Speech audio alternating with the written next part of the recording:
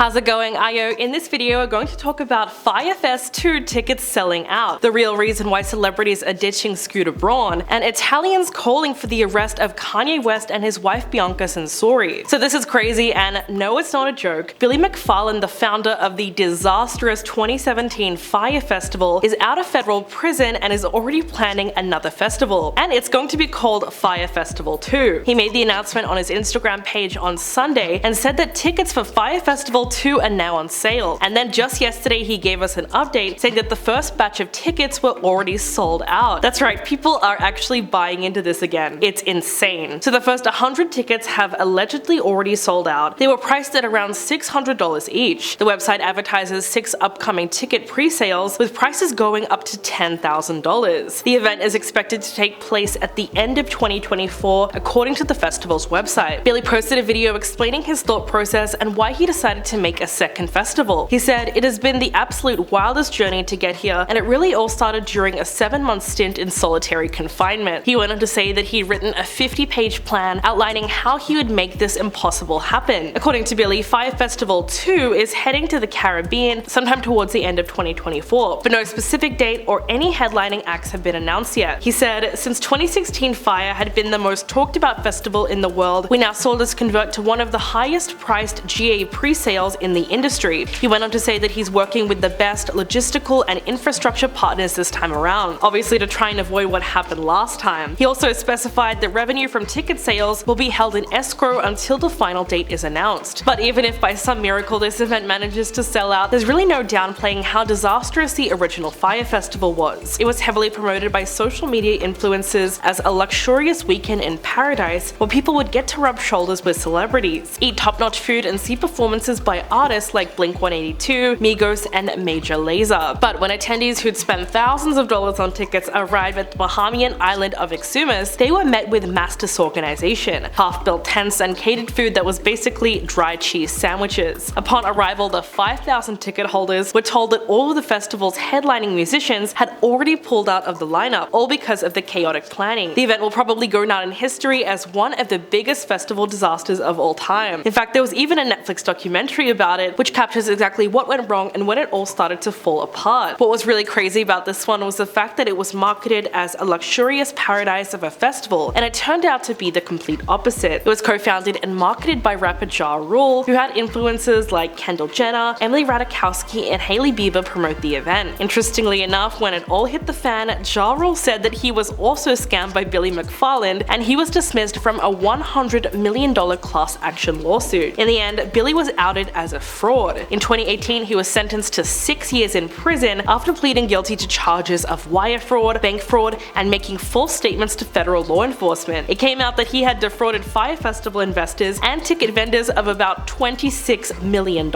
and that he participated in a separate sham ticket scheme where he sold fake tickets to fashion, music, and sporting events while out on bail. Billy was eventually released from prison in 2022 after serving nearly 4 years of his 6-year sentence. But there was never really a sense that he was sorry for what he did. Like in 2020, while he was still in prison, he somehow participated in a podcast and discussed his crimes, and as a result he was placed in solitary confinement. As a part of his sentence, he was ordered to pay back the $26 million he defrauded. Billy first announced the return of Fyre Festival in April, nearly 1 year after he was released from prison. On top of launching Fyre Festival 2, he also claimed to have a documentary and a Broadway musical about Fyre Festival currently in the works. On social media, people just could not stop making fun of this whole thing and how ridiculous it sounds, with many of them voicing warranted concerns that the second event would also be a massive scam. In fact, NBC News reporter Mike Singleton said that the launch of the festival just proves there's a sucker born every minute, and sadly there is so much truth to that. Now let's talk about the real reason why celebrities are ditching Scooter Braun. The past few days have been very dramatic for him. News of Demi Lovato parting ways with SB management broke on Monday, and last week Puck News reported that Justin Bieber was also looking for new management. After that, rumors about Ariana Grande leaving him after a decade bubbled online, and the list goes on and on. So there were a lot of reports stacking up against him, and now it looks like things have gotten even worse. It's just come out that Idina Menzel is no longer being managed by Scooter either. A source close to her spoke to The Hollywood Reporter and said that she actually parted ways with him in January after announcing in 2019 that she'd agreed to sign with him. This would be a massive loss for his client roster, considering that Idina is a hugely successful Broadway star who's earned 3 Tony nominations and 1 Best Actress in a musical for Wicked. She achieved pop star success after voicing the character of Elsa in 2013's Frozen, and achieved a major hit with the song Let It Go. More recently, she's had roles in Disenchanted, Cinderella, and American Murderer, and she's a part of a long list of celebrities who've chosen to part ways with Scooter. So what is really going on? Well, the situation reached a really strange point where one set of sources says one thing and the other says the opposite, and most likely no one is really telling the whole truth. Some sources who spoke to Variety claim that Justin Bieber and Ariana Grande are not actually leaving the company. Instead, Scooter Braun is continuing to step back from his day-to-day management to focus on his new role as CEO of Hype America, the South Korean entertainment giant behind K-pop groups like BTS. One of the insiders said, all of Scooter Braun's clients are under contract and negotiations that have been going on for several months as Scooter steps into his larger role as Hype America's CEO. People are spreading rumors based on what they know, but they are off. Scooter's team at SB Projects are still handling both Justin and Ariana as they work through what this new structure looks like. But other insiders insist that Justin Bieber is set on leaving SB Projects. While Swifties are praying for his downfall, there's really no doubt that Scooter Braun has been one of the most powerful people in the music industry for more than a decade. He's achieved a staggering amount of success throughout his career, launching several artists to superstardom and organizing the One Love Manchester Festival, which was a major charity concert starring Ariana Grande, Justin Bieber, Coldplay, Katy Perry, Mac Miller, and Miley Cyrus. But now sources are claiming that he's imploding professionally and that people have had it with his attitude and his bullying tactics. His reputation took a lethal hit when he bought the rights to Taylor Swift's first 6 albums with Big Machine Record Group, which ignited a massive feud. Taylor put him on blast with a post on social media, saying that for years she's pleaded with him for a chance to own her own work, and instead she was given the opportunity to sign back up to Big Machine Records and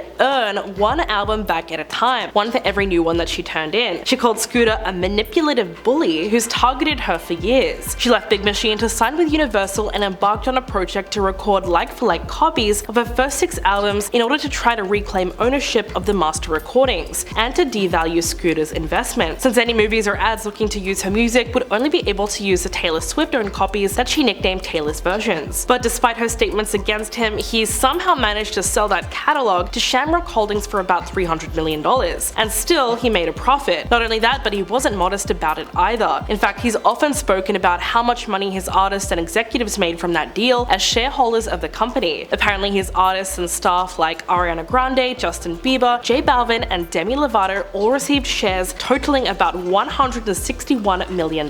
So no matter which way you look at it, he's still won, which is why people are so determined to see him fail. And the way things are looking now, who really knows if that will ever happen. Moving on to some of the craziest news of the week, why are people saying that Kanye West has been arrested in Italy? He and his wife Bianca Censori have been on a European escapade since earlier this month. They've been spotted wearing some very interesting clothing and traveling all around the country. A ton of paparazzi photos have shown them walking barefoot on the road. Bianca is usually wearing something very sheer, while Kanye on the other hand seems to be very overdressed with a lot of layers. Now the controversial couple are drawing criticism from a portion of Italy's residents because of what they perceive to be overly revealing clothing. Some people even went as far as to call for Bianca's arrest or kicking her out of the country. Many Italians have now taken to social media to criticize her dressing. One user suggested that a law will enable the police to arrest whoever doesn't comply with the indecency rule. Another person wondered if the couple could be kicked out of the country for their attire, and they described it as completely disrespectful to a conservative Catholic culture. But could Bianca really be punished for her outfits? Well, the people who are calling for it to happen are referring to an Italian law that penalizes people for wearing inappropriate attire. The Italian Constitutional Court states that individuals can receive fines ranging from 5,000 to 10,000 euros or face imprisonment of 4 months to 4 years if they expose themselves in a location frequented by young people. But why are the two of them in Italy in the first place? Well, Travis Scott's most recent show was in Rome at the ancient Circus Maximus Stadium. While he was performing, he introduced Kanye as a surprise guest. He then made a speech about how much he means to him and praised his rap career. He said, "There is no utopia without Kanye West. There is no Travis Scott without Kanye West. There is no Rome without Kanye West. Make some noise for Ye." Travis went on to describe Kanye as the only human being on this planet that has ever walked side by side with him through anything and everything. It was the first time that he had performed live since his mass cancellation when he made a series of anti-Semitic comments. That was definitely a controversial decision to have him there, and even worse is the fact that he was just a surprise guest. His comments have obviously hurt his career considerably. Kanye was dropped by fashion brands like Adidas, Gap, and Balenciaga. Universal Music Music also parted ways with him, and he was banned on a number of social media platforms. The only one he's been welcomed back to so far is Twitter. The company came under fire from multiple Jewish groups who argued against reinstating his account around 8 months after it was suspended. The Anti-Defamation League called this decision absolutely sickening, considering that his account was not only reinstated, but it was also given a gold verification checkmark, which is really crazy because he's done nothing to make amends since making those harmful statements. He stayed pretty quiet over the last couple of months, and it seems like he's mostly been focused on his private school Donda Academy, which has been facing a lot of issues recently. As of now, he still has not posted anything to Twitter, but he does have his 30 million followers who will most likely be tuning into anything he does post, so it makes sense that people are concerned over his being there in the first place. What do you guys think about this latest story? Please let me know in the comments below, and I'll catch you in the next video.